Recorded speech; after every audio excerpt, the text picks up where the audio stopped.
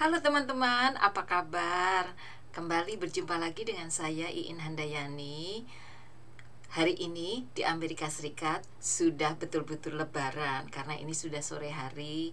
Jadi tadi pagi saya sholat id di rumah sendiri dan takbirannya takbiran sendiri. Kemudian azannya itu dari YouTube begitu. Kemudian setelah itu saya berjalan-jalan ke taman roses atau mawar dan peony. Nah, nanti videonya saya upload ya, um, supaya teman-teman bisa lihat tamannya seperti apa begitu. Oh ya, sebelumnya salam penuh kasih sayang dari saya untuk teman-teman sekalian. Jadi lucunya lebaran di Amerika itu kayak tadi pagi atau tadi malam saya mendapat pesan ya, itu Happy Ramadan gitu dari teman-teman saya di Amerika Serikat ya. Saya balas, Ramadannya sudah berakhir, jadi sekarang kita Idul Fitri. Oh, saya pikir Ramadan itu ya Idul Fitri. Jadi mereka taunya itu seluruh Ramadan, bulan Ramadan itu jadi semuanya itu Ramadan. Sebetulnya kan kalau Happy Ramadan itu kan maksudnya selamat berpuasa begitu ya. Nah, konsep itu tidak ada di mereka gitu. Dan mereka tidak terbiasa hidup bersama dengan orang muslim ya. Teman-teman saya itu berasal dari Eropa dan juga berasal dari sini. Nah, di daerah saya itu ternyata setelah saya pelajari selama beberapa tahun ya, saya di daerah saya ini saya sudah tinggal hampir 20 tahun ya. Maksudnya satu state begitu ya, tapi khususnya di daerah sini ini saya sekitar 16 tahun ya. Nah, itu ternyata mereka itu taunya agama itu ya agama Kristen itu dan Katolik begitu ya.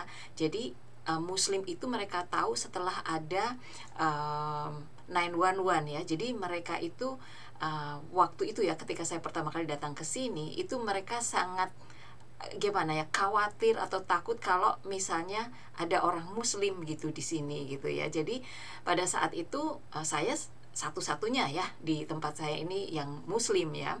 Tetapi ada orang Yahudi yang culture-nya itu hampir sama ya. Dan salah satunya adalah kita tidak makan pork ya, atau babi ya. Itu jadi saya jadi tahu ya tata cara agamanya Yahudi begitu ya.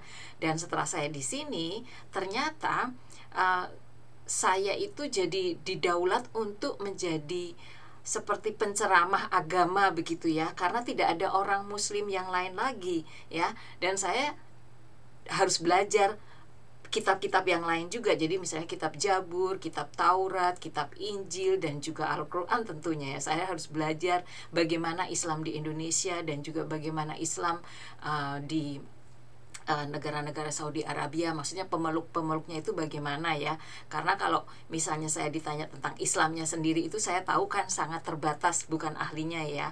Jadi saya hanya mempelajari berdasarkan pemeluk-pemeluk, kekasan pemeluk-pemeluk yang ada di Indonesia ataupun di Middle East begitu.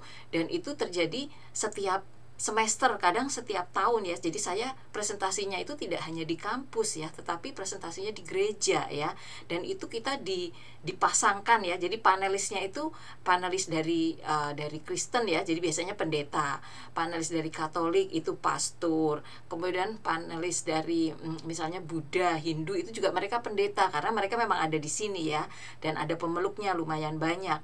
Nah, saya bukan pendeta, jadi saya biasa saja ya, maksudnya umat yang biasa saja, tapi harus berbicara, tentunya saya tidak selevel mereka ya. Jadi saya harus mencari literatur, saya harus mencari sumber-sumber yang terpercaya ya, tidak sembarangan yang hanya yang sumbernya itu tidak jelas gitu ya. Jadi alhamdulillah saya mendapatkan informasi dari pusat-pusat studi yang ada di Amerika Serikat dan juga ada di Eropa dan juga ada di dunia ya, yang bisa terpercaya. Misalnya waktu itu mereka menginginkan saya menyampaikan ya tentang topik mengapa ada pemeluk yang berhijab, bernikab dan tidak. Itu apa dasarnya apa? Kemudian mengapa kalau pemeluk agama Islam ya, pria itu bisa beristri lebih dari satu, misalnya seperti itu. Kemudian isu-isu lain yang sangat-sangat sangat-sangat populer ya, misalnya tentang apa namanya bom bunuh diri seperti itu ya. Jadi hal-hal yang berkaitan dengan misalnya waktu itu 911 ya, kemudian juga pemboman di Bali misalnya seperti itu. Jadi mengapa mereka mau melakukan itu, dan hukumnya apa, apakah ada di Al-Quran, dan kalau ada itu ayatnya yang mana, begitu ya. Nah, saya sendiri juga masih belajar, jadi saya berusaha sebaik-baiknya, dan saya juga konsultasi dengan ustadz-ustadz di Indonesia ya, dan mereka bilang, wah ini kok jadi seperti ustazah ini, nanya-nanyanya kok dalam-dalam gitu teman-teman yang di Indonesia ya. Jadi saya kepepet didaulat untuk memberi ceramah tentang agama Islam, khususnya perbedaan-perbedaan yang ada di Indonesia, Malaysia, Singapura, dan Saudi Arabia seperti itu. Tapi saya senang sekali ya, karena saya berpikir dalam hidup ini kadang-kadang kita tidak harus berbagi tentang hal-hal yang menjadi keahlian kita ya. Saya ahlinya bukan di bidang agama. Saya itu seorang saintis ya, seorang ilmuwan yang mendalami sains begitu ya. Jadi kalau saya harus berbicara tentang agama Islam, itu adalah karena keinginan komunitas untuk mengerti tentang bagaimana sebetulnya Islam di Indonesia. Nah, jadi saya juga harus belajar. Nah, ini juga untuk adik-adik yang generasi muda. Kadang-kadang itu kalau kita ya sudah bekerja itu didaulat untuk berbagi untuk hal-hal yang kita bukan ahlinya terkadang. Seperti halnya ketika KKN ya. Walaupun mungkin kalian itu backgroundnya misalnya kedokteran misalnya, atau mungkin sejarah atau bahasa Inggris, tetapi ketika KKN, di daerah KKN itu kan daerah pertanian biasanya, karena di desa ya, sumber pendapatan itu adalah dari pertanian. Nah, kalian dituntut untuk bisa at least pengetahuan dasar tentang pertanian, misalnya tentang pemupukan, tentang irigasi, tentang penyakit tanaman. Jadi saya ingat dulu ketika KKN itu banyak teman-teman yang bukan dari jurusan pertanian, mereka itu harus beli buku-buku di Gramedia atau Gunung Agung ya, zaman waktu itu ya, belum ada internet. Itu buku-buku yang berkaitan dengan bercocok tanam ataupun dengan hal-hal yang praktis ya, begitu. Kemudian yang dari jurusan hukum, jurusan kedokteran, itu walaupun mereka keahliannya kedokteran dan hukum, mereka juga harus belajar tentang hal-hal yang berkaitan makanan, memasak, gizi, dan juga bercocok tanam. Nah, seperti itu. Jadi bayangan saya dulu kalau saya datang ke Amerika, kemudian ke kota ini, saya taunya ya, semua orang di Amerika tuh tahu bahwa namanya agama di dunia itu ya ada banyak sekali gitu ya. Nah, ternyata itu tergantung kotanya juga, tergantung komunitasnya juga gitu. Nah, di sini ini saya tinggal di daerah yang namanya Bible Belt ya. Bible Belt itu adalah daerah yang Kristennya itu kuat sekali. Mereka ke gerejanya 2 kali seminggu, hari Rabu dan hari Minggu. Kemudian di setiap kilometernya itu adalah gereja gitu ya. Jadi gerejanya macam-macam ya. Ada gereja Mormon, ada gereja Baptis, ada gereja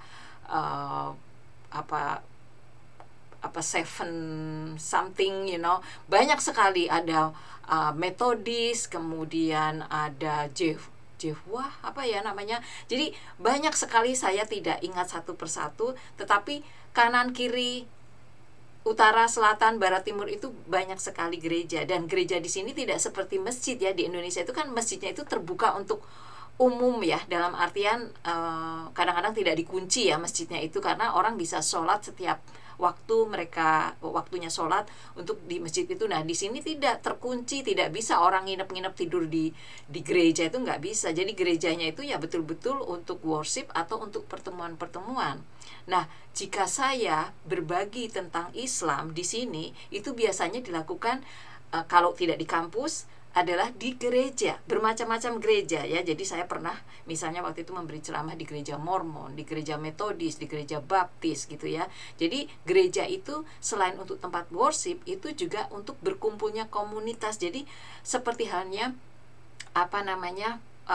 tempat perkumpulan di perkampungan begitu ya. Jadi bisa untuk kumpul-kumpul, tidak hanya urusan agama. Misalnya ya, ada gereja Baptis yang waktu itu ketika saya masih kuliah, itu setiap hari Minggu mereka itu menyelenggarakan seperti kumpul-kumpul untuk membantu ibu-ibu ya, atau mbak-mbak yang mau belajar menjahit, yang mau belajar bagaimana berbahasa Inggris dengan baik ya, kemudian juga belajar memasak. Jadi ada grup-grup komunitas yang memang untuk membantu meningkatkan skill dan pengetahuan dari komunitas di sekitar. Dan juga di sini ada gereja-gereja yang memiliki program untuk membantu mahasiswa-mahasiswa yang dari luar negeri gitu, untuk bisa survive di Amerika Serikat dalam kaitannya dengan kehidupan sosial dan juga kehidupan di kampus ya, dalam artian bisa survive dari segi akademiknya. Jadi itu teman-teman ya. Jadi Lebaran hari ini saya ke kebun rose ya, atau roses garden. Kemudian nanti sore saya akan kumpul-kumpul dengan teman-teman internasional dari Bangladesh, dari India, dari Pakistan, dari Irak untuk makan malam bersama. Sekali lagi saya mengucapkan selamat Hari Raya Idul Fitri untuk teman-teman semuanya. Mohon maaf lahir dan batin. Semoga cerita saya ini berkesan. Terima kasih ya sudah mampir. Sampai bertemu lagi di video mendatang. Salam penuh kasih sayang dari saya untuk teman-teman semuanya. Sampai bertemu lagi. Bye-bye.